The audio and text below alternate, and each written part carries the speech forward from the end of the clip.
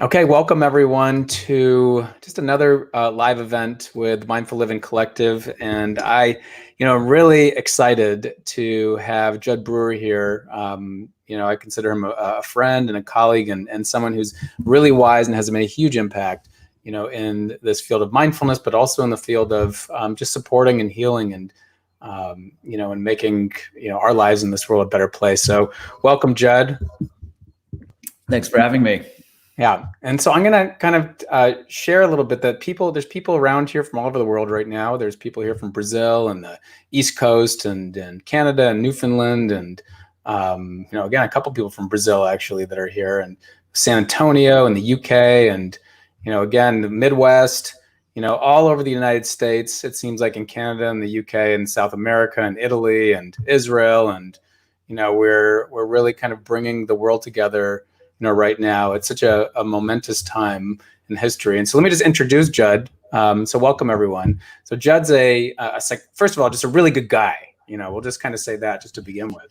But he's a psychiatrist and neuroscientist. He's a thought leader, in this field of really helping us unwind anxiety and also habit change, our addictive behaviors. And he's the founder of Mind Sciences and the director of research and innovation at Brown University. The Mindfulness Center there was UMass, and then went over to there, right? And so there it was, and he was an adjunct faculty at Yale and MIT, just kind of like the lower end universities there.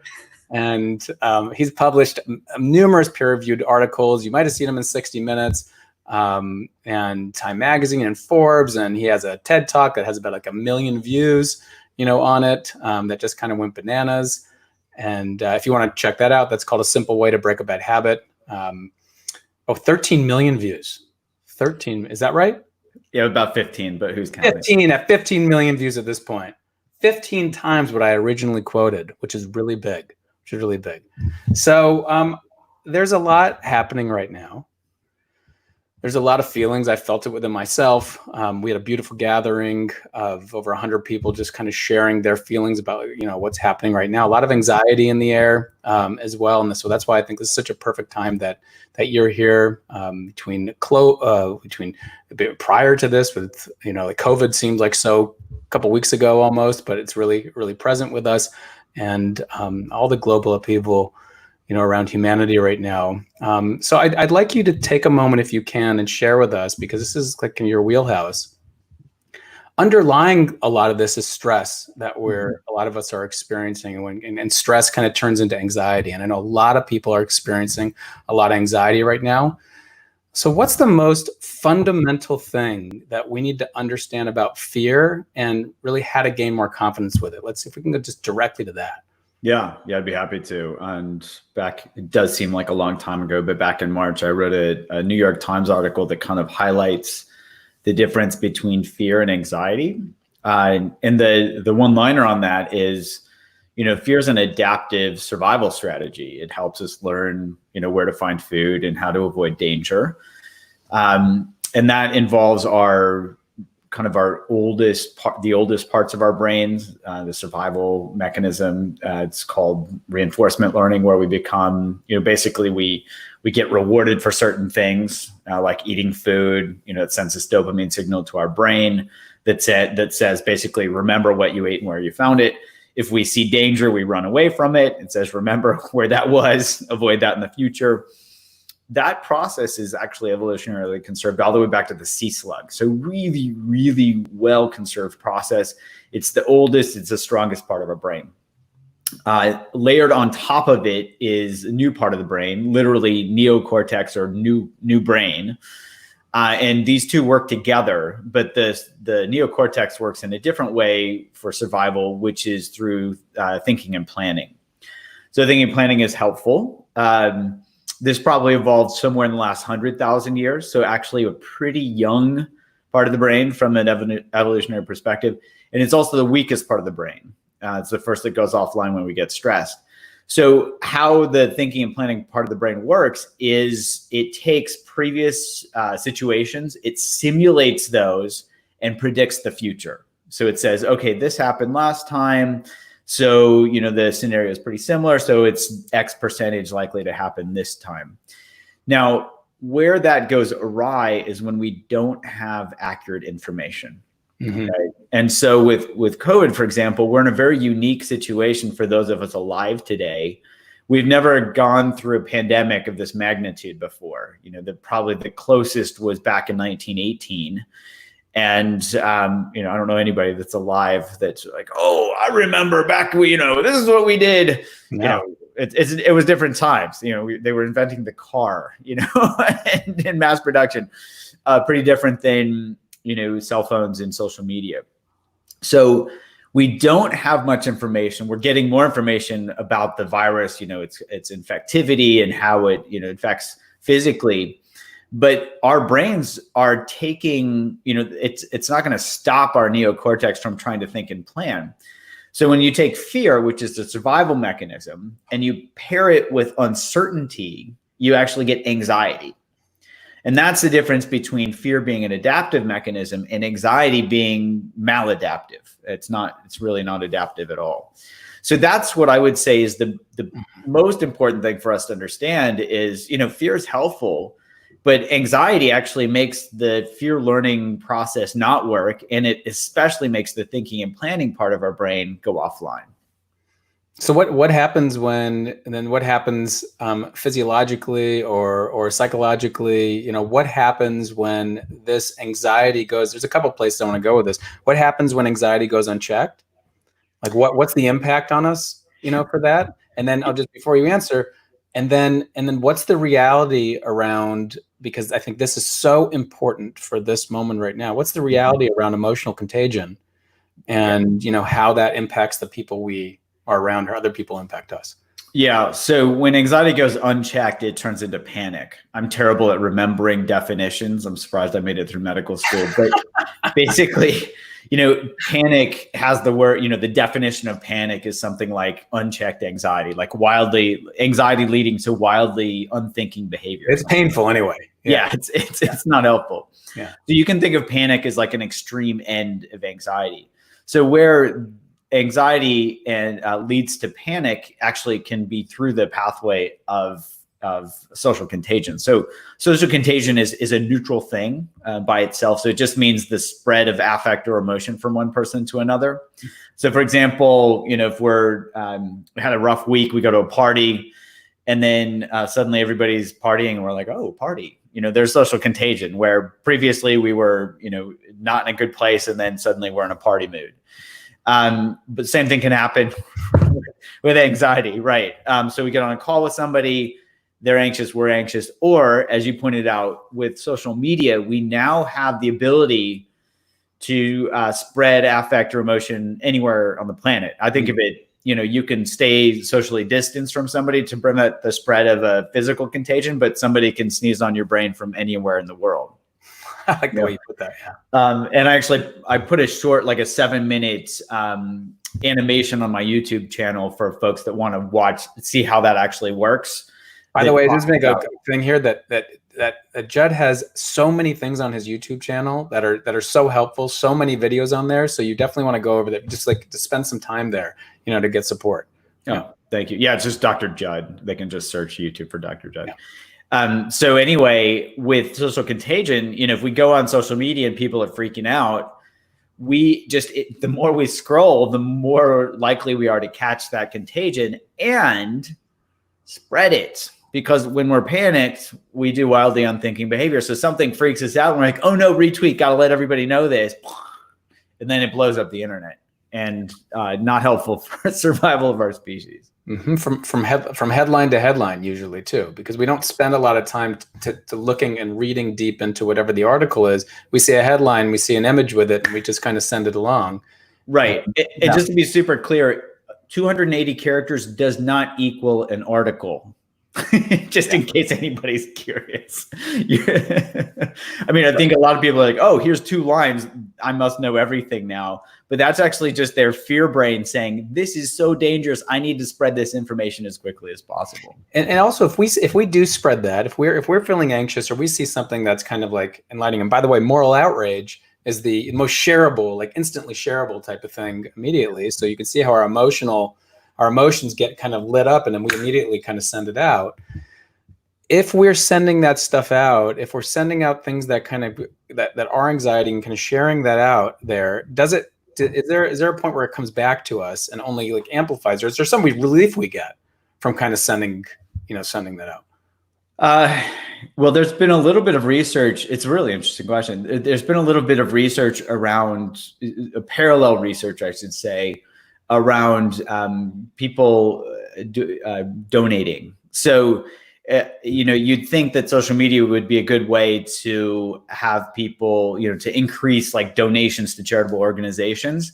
But it turns out that people like sending their moral outrage or their whatever on social media feels like they're doing something, so they're actually less likely to donate and do behaviors like that are more meaningful than just blowing up the internet. So here, I would say people get this relief. They're like, "Oh, I did something," and it's instant gratification. They retweet and they get a bunch of likes, of other moral outrage, and so there's that feeling of the dopamine hit that comes from getting a bunch of likes. There's actually research showing, I wrote about this in my book. There's research showing that we get dopamine firing when we get a bunch of likes on Instagram, for example. So there's that piece, and that can come in the form of intermittent reinforcement because you don't know, if or when your post or your tweet is gonna go viral. But the other piece there is this shared in-group quality, which has, probably survival advantages and rewarding qualities there too, where we're like, oh, I'm in it with everybody. They all agree with me. And there's something rewarding about that as well. Can you tell us, there's hundreds of people here from around the world right now. And obviously because of because of you, and also because of, this topic of unwinding anxiety. So a lot of people are really experiencing this. And I love seeing kind of in the comments here, like people who are knowing each other. Hey, so-and-so, I love seeing you here type of thing. Or Aaron Kahlo, hello neighbor. That's the whole idea, is that we're bringing people together. So we become this kind of community.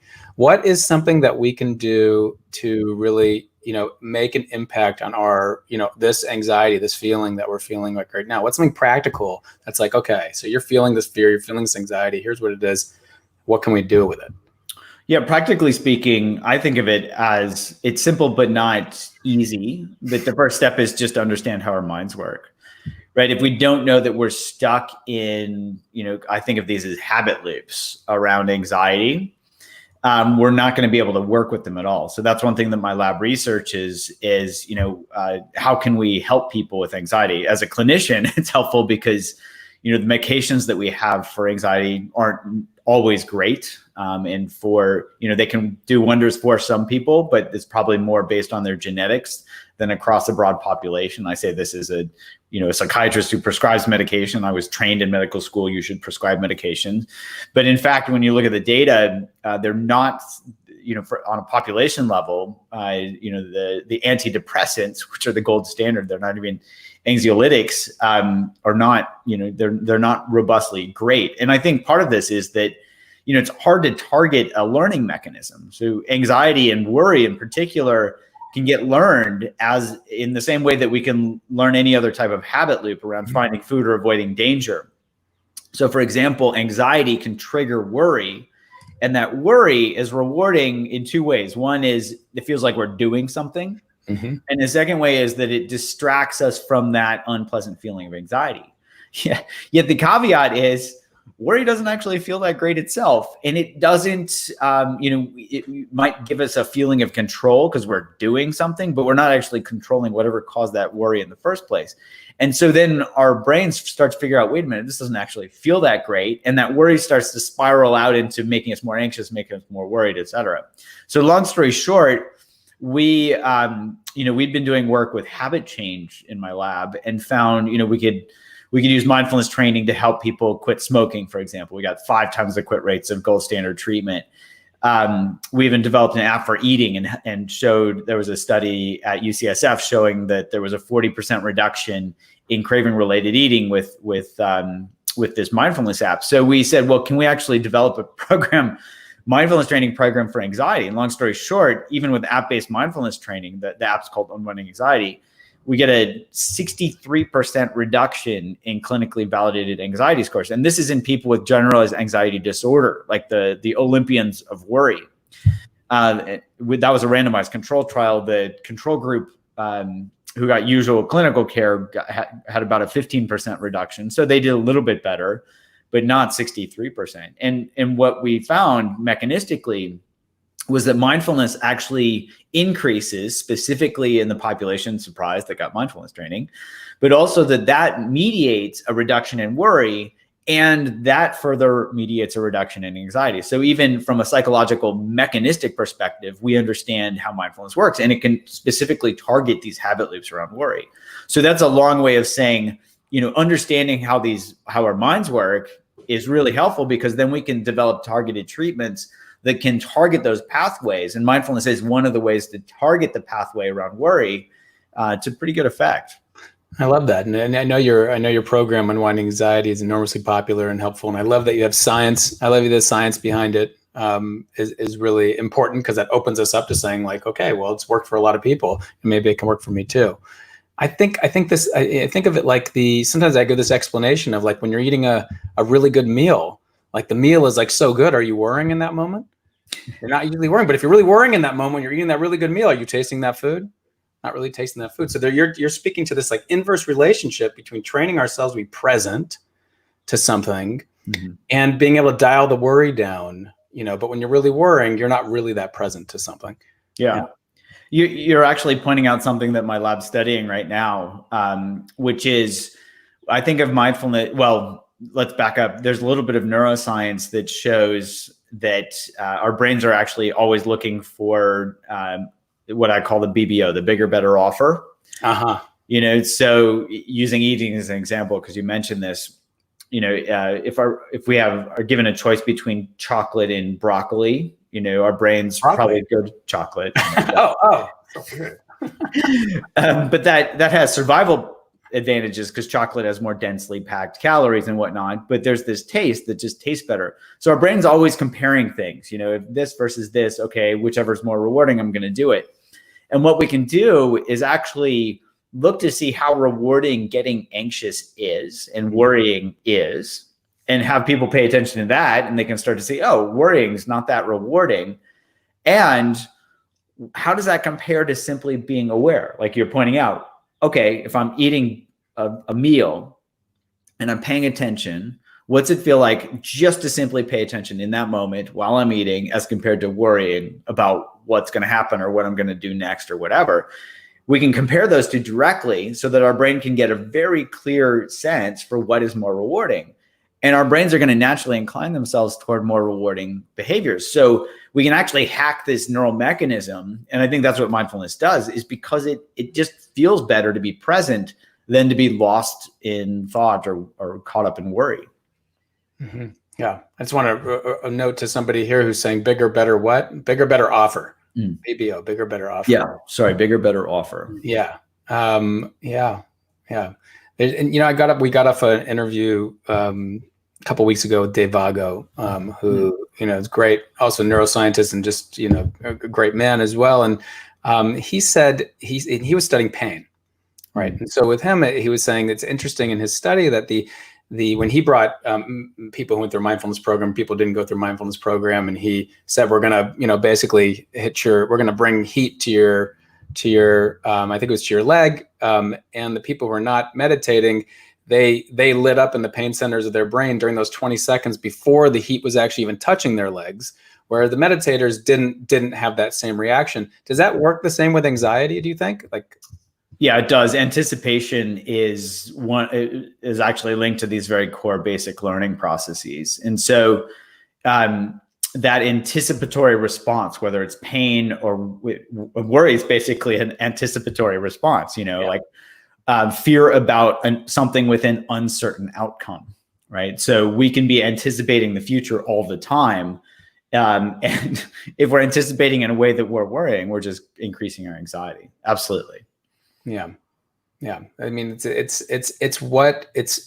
seems to be, especially right now in this time. There's so much important stuff happening right now. So many important messages and essential messages to move humanity forward that are actually happening right now. At the same time, there's some destruction that's happening. There's people worried, in a lot of ways.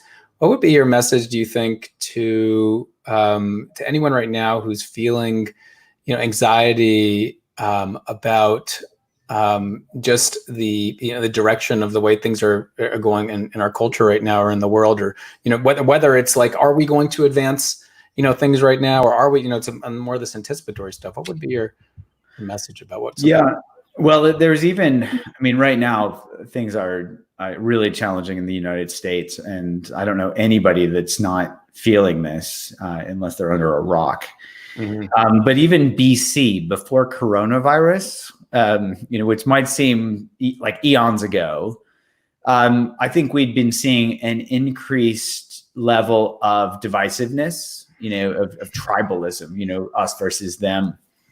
And that has been amplified also via social media and deliberately, in my opinion. And that divisiveness is not going to help us survive as a species. It might help one tribe survive a little bit, but it's, as we see, tremendously destructive, both physically and emotionally, huge waste of energy. Imagine if we directed all this energy that we have toward, I'm right, you're wrong, or hating each other, or whatever that is. Imagine if we just directed that toward, one shared goal, like, hey guys, let's all, I could think of a gazillion, but coronavirus, for example, or, social justice issues or whatever. Just imagine how much collective energy, how that could just transform society so quickly. Mm-hmm. So there, the way I'm looking at this is, the more we can start to see how we're being driven to divisiveness, and that is being played upon, the more we can start to step out of that and not play along, not get caught up in it. So whether it's outrage, because outrage is where, that tends to be tunnel vision, where we're not thinking as broadly, or, hatred or whatever, we can step back and see, what are we getting from those? We can start to pay attention to, how rewarding does that feel compared to kindness and connection. To our brains, it's a no-brainer. My lab's actually done research on. Speak directly to that if you can. Speak directly to this, the benefits of kindness, as a practice, as a habit, maybe. Yeah, sure. This whole thing, yeah. So we're literally doing a study right now. I just was looking at data earlier today from data we've been collecting. We're very interested in looking at the different mental states and how they actually register in our experience. So, for example, and to look for universal language here, like that anybody can understand, even without definition. So, for example, I'll test this on you. Pop quiz, hot shot. Sure. Right? There's no right or wrong answer. So, if you had to pick a category, if you think about a time when you were afraid or anxious, does it feel more closed or contracted, or does it feel more open and expanded? Oh, totally closed and contracted. Okay. How about joy? Yeah, I can feel my cheeks lifting up and kind of expanding. Yeah. Yeah. So those are examples of two mental states that have very different qualities. Now, if you had to pick, does feeling closed and contracted feel more rewarding, or does feeling open and expanded? Feel more rewarding in what way? What would you prefer? I would prefer the open and expanded. Yeah. So we can use preferences as a simple marker for reward. As you bring this up, I think of myself just 3 days ago, 2 days ago, maybe 3 days ago. I was checking out at the grocery store, and immediately they said, we're closing immediately. Everyone pack up. And head out. And I'm like walking out, with my stuff, and I see two workers come towards me, and they're like, "Yeah, policeman just got shot in the street right there." And then they started running. They're like, "Time to go!" And I'm, helicopters going everywhere, like over the place. And I felt this kind of contraction that's there. And in some ways, that felt right, because I was like, I got to get into. I was fight, flight, freeze, like heading into that. And that felt like the thing. But when you ask what feels better, what would I rather feel like in general? Yes, absolutely. Right. Right. And you're pointing out the essential difference between, there's actually a timescale difference here. Fight, flight, freeze happens typically before we're even consciously aware of it, right? Because if we're step out in the street and we're like, is that a bus? Right. Right. So that happens faster than conscious perception. We step back onto the sidewalk and we're like, wow, I almost got hit. There's that fear response. So we learn, okay, don't step out in the street. And then after that, where we think, days, months, years, we were like, oh, I almost died. That's where the fear and the anxiety, the fear turns into anxiety, or things that are, where we're actually just causing our own suffering there. So the example you had, fight, flight, freeze, fear response, it helps us motivate for action. Right. The difference is that's not something that we necessarily learn. It's more instinctual, right? We can learn things based on fear, but what I'm talking about here is, from when we're safe, right? Yeah. When there isn't a fight, flight, freeze response, how are we spending our time? Are we spending our time doing behaviors that actually lead to more contraction? So, for example, anxiety, fear, like we talked about, craving, hatred, things like that tend to lead to these contracted qualities. We can then compare those to kindness. How does kindness and connection feel compared to those? And if we want to really just let our brain take care of the rest, I don't know anybody that's like, I'd like more hatred, please. In the moment, it can feel, there can be this self-righteous anger and stuff like that. But ultimately, if you look at the damage that comes from that, both personally and interpersonally, and you compare that to connection and kindness, it's a no-brainer. It is a no-brainer. Yeah, just on the face of it, it's absolute no-brainer. I'm seeing a lot of questions coming in, and I want to get to those just in a minute. If you're just kind of like popping in right now because this is live, we're here with Jud Brewer, and he's written a fantastic book a while ago called The Craving Mind, and he has amazing programs and apps that are all research-based, Unwinding Anxiety, most appropriately maybe for this interview, but a number of others as well. drjud.com, and I'm actually wondering something that is pre-corona, pre-COVID / important in this moment, that's relevant to exactly what you're saying. So we're hitting a lot of things here. To what extent is this contracting? Does this create contraction right now? Because I'm noticing with myself, but I'm noticing with a lot of other people that there's just this incredible engagement right now with news, online, everything. So to what extent does this impact our nervous system? Yeah, so this is a neutral object, actually. Right. Just yeah, unless we've set it up to shock us every time we pick it up, which might be a good idea. Yeah. It's a neutral object. And in fact, when I used to drive places, you know what that might be hard for people to remember. But when I was driving around Boston, this thing was less neutral because it helped me navigate and not get lost. Sure.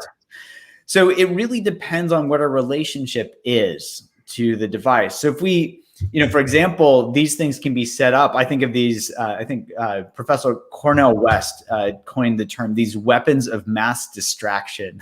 Yeah. And he highlighted something really important, which is that these things are set up. They're like slot machines in our pocket, right? If we set them up to beep every time we get a text or a tweet or an email or whatever, forget about the fact that they're supposed to be for talking to people, we're setting up a casino in our pocket so that we get addicted to every time something happens to check our phone. On top of that, we can also use them as Professor West talks about, as distractions. So if you ever pull up to a stoplight late at night and you look around and everybody's crotch is glowing because they can't spend 30 seconds sitting around waiting for the light to turn green. They all have to, go on their phones to distract themselves because we've trained ourselves. I can't be bored because I can always be looking something up on the internet. So here I would say we've trained ourselves and certainly been enabled by the companies that know how our brains work, to make these things as addictive as possible. So these neutral objects have become far from neutral because we've been trained to get addicted to them based on all these things, whether it's checking our news feed or social media or just having the convenience of being able to check our email whenever we want. Mm-hmm. Do you feel like in a lot of people, some of the research shows that that it's as you're saying, it's more of a kind of a soothing of anxiety, that's there to do that. Do you feel like the engagement with it right now, when things are hot, when life is hot right now, COVID and current crisis right now, and is how do you would you advise people to relate to it in a way that's going to be helpful versus not something that's going to be immediately soothing, but maybe create that contraction you were talking about before? Yeah, amplify the anxiety. Right. So the first thing I would say is, understanding how this works, understanding how our minds work, this being this. Mm-hmm. So you can think of just checking our news cycle, for example. And if there's big news that hits, whether it's COVID or the current crisis, big news hits, and then we get this dopamine hit that says, wow, do I need to pay attention? Am I in danger? And then we go and we check the news 5 minutes later, no new news. Check the news 5 minutes later, no new news. Check the news 5 minutes later. And then somewhere in the day, another big story is going to hit. Well, that's like pulling the lever on the slot machine. Yeah. So we are training ourselves for that intermittent reinforcement if we constantly check the news. So a simple way to work with that is to understand that. Do I want to become a news junkie? And if not, we can do simple experiments like, well, what's it like when I only check the news twice a day? For the vast majority of us, checking the news once or twice a day is probably all we need. And don't check the news right before you go to bed. Somebody could just start with that. Don't check it right before you go to bed. Don't check it first thing in the morning. You wake up and suddenly you're reaching for your phone. There's addiction. That's just like the eye opener that my patients struggle with when they have alcohol dependence. So here we can do a simple experiment. What's it like to feel that pull? What's it like to simply notice that, get curious about it, let those emotions and thoughts and sensations wash over us, and then not check our phone? Do we actually feel more grounded? Or do we feel like, oh no, I'm missing out? And then we can do the experiment. Check the news, see if you actually missed out on something. Or when you check the news, does it actually make you feel worse as compared to checking it once a day? Yeah. I'm going to set a theory out there that, that the more you engage with this, there's some healthy level where it's like stress. It's good, and then depleting returns after that. If we check in with ourselves, my guess is during this time particularly, while this might be initially soothing for a particular moment because of the distraction, inevitably it's reinforcing a sense of more regular contracting, which inevitably keeps the anxiety alive. Okay, so I'm sorry to do this, but that stress thing that you just mentioned is actually not true. It's Yorksdson Law. Yeah, the Yorksdson curve. Yeah, it's actually not true. Thank you for that. I'll send you an article, but for anybody that's interested, that actually became folklore somewhere around the year 2010 when it started exploding in popularity. But if you look at it, it was based on a couple of mouse researchers that basically shocked mice to see how quickly they could learn. And they found this little trail off, or if they shocked them too much, that they didn't learn as well. And then somebody in the 50s, a grad student of this very famous psychologist, Eysenck, this grad student published a paper where he would hold rats' heads underwater. And he found, surprise, if he held the rat's head underwater too long, their swimming decreased. Well, they're probably gasping for air when they're, and then he wrote in his paper, this is a definite proof of the Yorksdson Law. And then suddenly it became law. That paper was only cited 10 times before 1990, but by 2010, it was cited over 1,000 times. So it became folklore. And in fact, there's huge number of studies showing that increased, and then they use stress and anxiety and arousal interchangeably, which didn't help. So you have to differentiate fight, flight, freeze from stress and anxiety. So I don't know anybody that's, well, let's just say the optimal level of performance is probably flow. And I don't think that's disputed, when somebody is completely out of their own way. So if you look at it just that way, where's stress in that equation? None. So I don't want to go into it too much, but to dispel that myth, because it's been perpetuated, people have written books on this. I just don't want it to be perpetuated more. Yeah. Right. Well, I feel, yeah, right. We will get into it. That could be a whole separate thing. Sure. I want to get to, but thank you for that. I want to get to a couple people's comments here, which is, so you have a chance to kind of do this. Amy here says, like, how can one engage in kindness and connection while practicing social distancing? So to come back to the discussion around kindness as a practice, as something to develop as a habit in some way, but how can we do it in this day and age when, when this is happening? What are thoughts you have? Yeah. So thanks for flagging this one. Amy's question is a really good one. I actually put together several short YouTube videos specifically on this around coronavirus. And I think one of the pieces here is to see where our specific talents lie. So, and I even put together a video on people feeling guilt and shame for not doing more, when they're trying to socially isolate. So there are ways that we can actually stay connected while being socially distant. So we might typically, spend time together. We might give people a hug. We might do this and that. But those aren't the only ways that we can engage in kindness and connection. It can be as simple as, really spending some quality time with our partner, or our kids, our family members, or even our pets. For anybody that has a dog out there, practice walking your dog without your cell phone versus walking your dog with your cell phone. I see a lot of lonely dogs out there. Yeah. And so people can explore this. What's it like just to connect with my environment, with my pet, as compared to being, on this quote unquote connection device, but in a way that's superficial and not actually connected. Other ways that we can do this very simply are, practicing acts of kindness, holding the door for people. We could do that in a way that's still socially safe.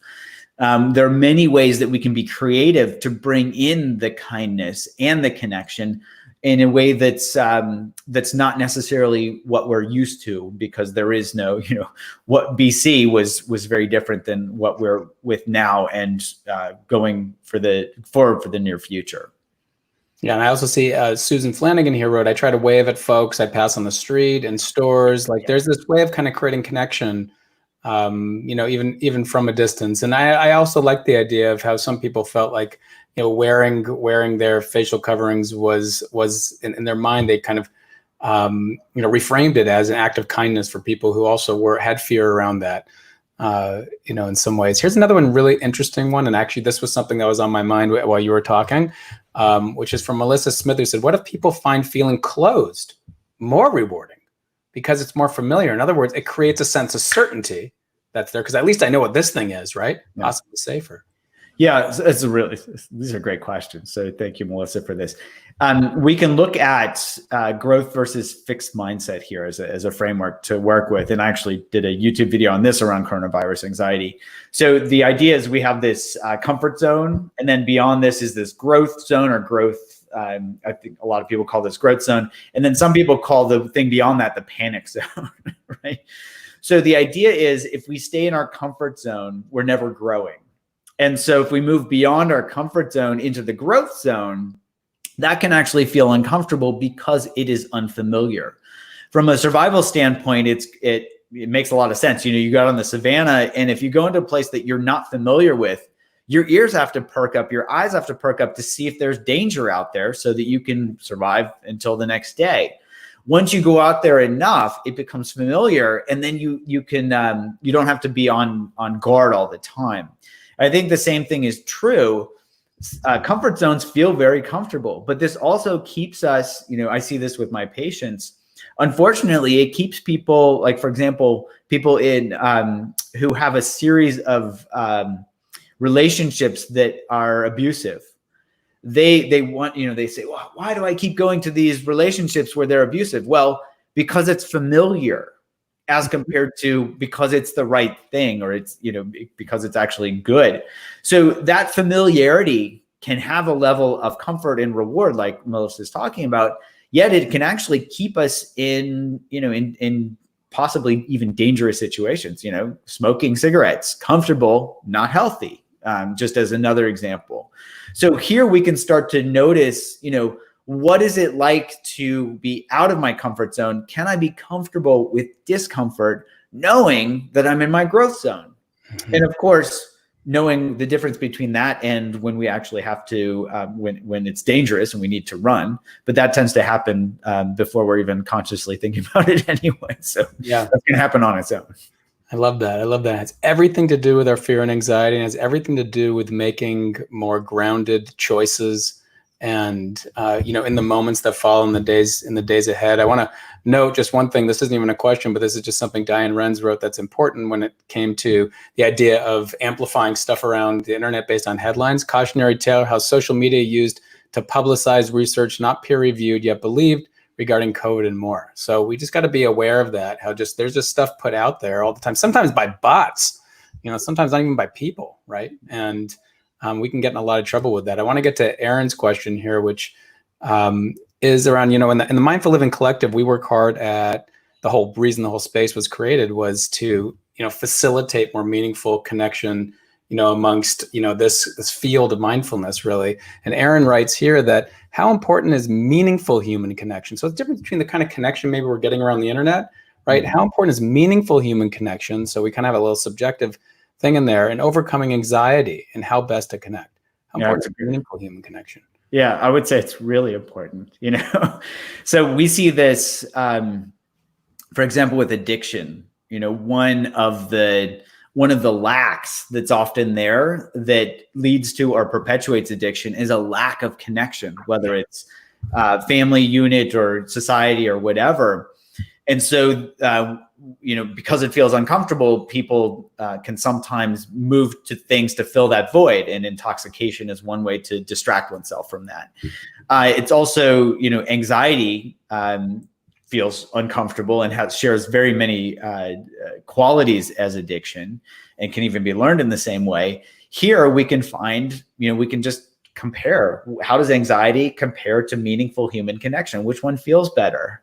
And so we can hack into that reward-based learning system in that same way as well. So I would say, directly to Aaron, and Aaron probably already knows this, I'm guessing, meaningful human connection is critical, and it feels so much better. And that's that bigger, better offer that we've been talking about, that our brains will incline themselves toward. Mm-hmm. So the next part, how best to connect, well, that's where we get to be creative as humans. That's one of the things I love about being human, is that we get to be creative and see, okay, well, can I zoom in on what meaningful human connection feels like? And then can I get creative, get into my growth zone and say, oh, how can I create and foster meaningful human connection? And there are so many ways that people are doing this creatively in times that are, that are uncertain, like times like right now.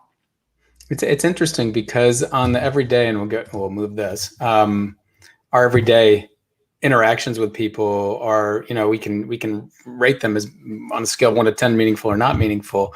But that question that you said, the growth mindset about kind of dipping in and connecting with people in ways that are maybe not usual, mm-hmm. Is helpful. One of the things that's been helped, that I've noticed, and this is just good feedback for anyone here, is when we're running the mindful living circles or something like that, and we ask people to get into small groups, because small groups are so important versus these large groups. Yeah. And we say to share what needs to be shared, and the other people just listen. So we have almost like a mindful listening exercise. It's amazing the level of connection people feel, because they get to just be themselves in their vulnerable space. The other people are just listening, not advice giving or anything like that. And it leads to, within a very short period of time, this meaningful connection. At least that's what's been expressed. Well, and we can even see this in everyday situations. So like, if we're having a conversation and I'm doing this while we're talking, right? How does that feel compared to when we're actually having a deep connection. Like I love having conversations with people when all the technology is away and all the distractions are away. It is just so rewarding. Yeah, I love that. I just want to end with this. I want to end with this question. We respect your time and everyone's time here, and so grateful for you, Jud, for being here and spending time with us during this really momentous period in history as well. Around a topic that really is important to all of us. Andy says, what's your feeling about compassion or meta meditation and its usefulness during these times of such deep fear and disconnection? And you might even weave in some science around there, that the response to that. I can't help but weave in science. So thank you for that. And thank you, Andy, for the questions. So my short answer is, well, my slightly longer than shortest answer is, I used to think that loving kindness or metta meditation was hokey, rainbows and unicorns, all this stuff. I had that same initial experience. Oh yeah.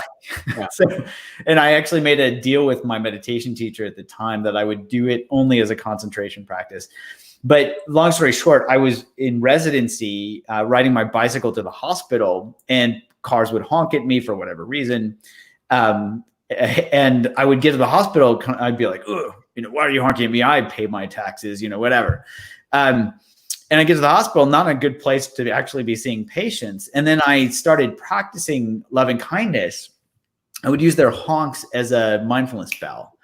And so, they honk. I offer myself a phrase of loving kindness. May I be happy, something very simple, and then offer it to them. May you be happy. And I get to the hospital in a much better place. And then I realized I didn't need to wait for them to honk. And so any car that went by me as I was on my bike ride to work, I would just offer them loving kindness, loving kindness, loving kindness. So I found myself that this was one of the most powerful ways to really, connect with people, to work with anger, and also just to, be high on life, so to speak, getting to work. And so personally, I found it tremendously helpful, starting as a total skeptic. And then I started doing research on it. So we did fMRI studies. We published this like 5 years ago now. This was back when I was an assistant professor at Yale. We did research showing that loving kindness actually deactivates these self-referential brain regions, the same ones that get activated when we get caught up in anxiety, when we get caught up in guilt, when we get caught up in craving, all these things.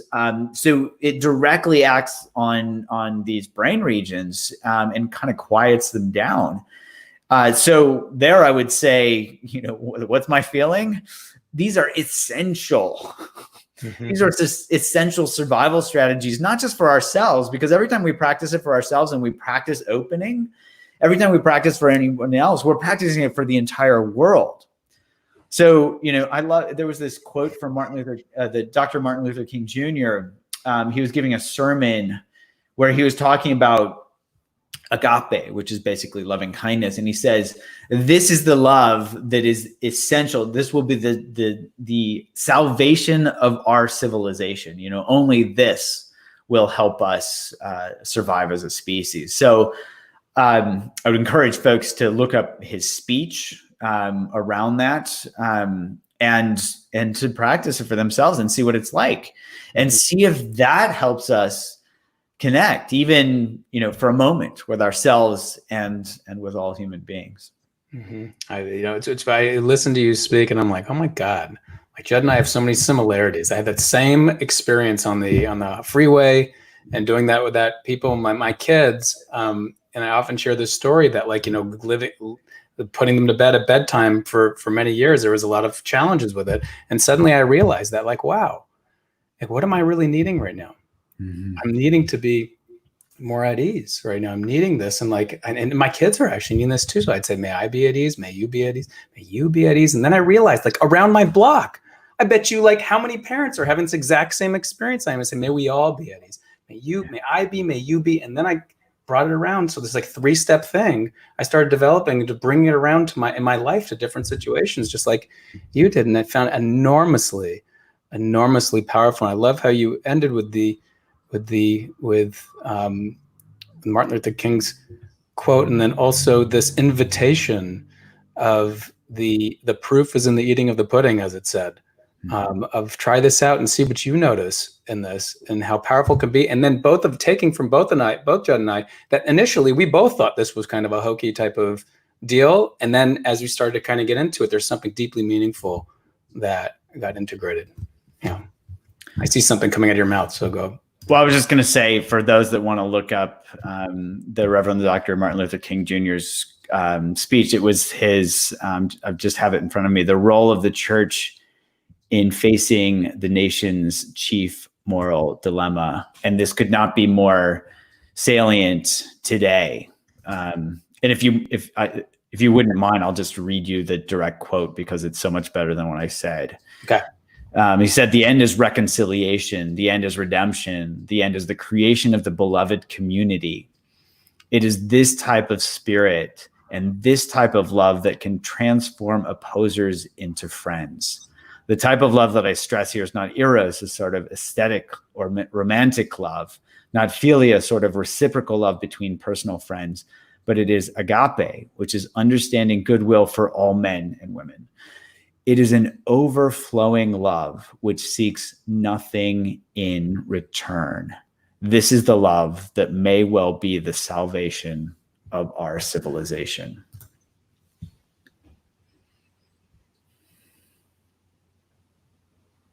So just taking a few moments just to sit with that.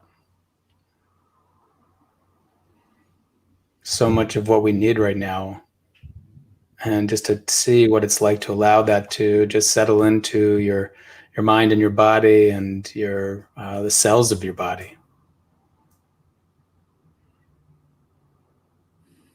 And Diane writes here, "May I be more loving in my heart." And what would it be like in the days, weeks, and months ahead if all of us had a practice of being more loving in our hearts? If that was a practice. So I'd like to end with that. It's so beautiful, and thank you everyone for your presence and for your attention here, and everyone around the world. Such a beautiful global community, and for Jud for being here and sharing his time and expertise with us. And again, just want to remind everyone, Jud has an enormous library of incredible content on his YouTube channel, Dr. Jud, and go watch his TED Talk or pick up his book, The Craving Mind, or go check out his website with all the well-validated programs out there on anxiety and addictive behaviors and habits and everything. And so thank you again, Jud. This is really beautiful, and this is going to live on and on, so people continue to experience and benefit from this time together. And we'll continue to respond to these questions. You can come into the collective, and there's a lot of shared learning around there too. I know we couldn't get to everybody's questions, and so bring them inside the collective, and I promise you they'll get responded to in some way or another. So thank you. Okay, thank you everyone. Bye for now.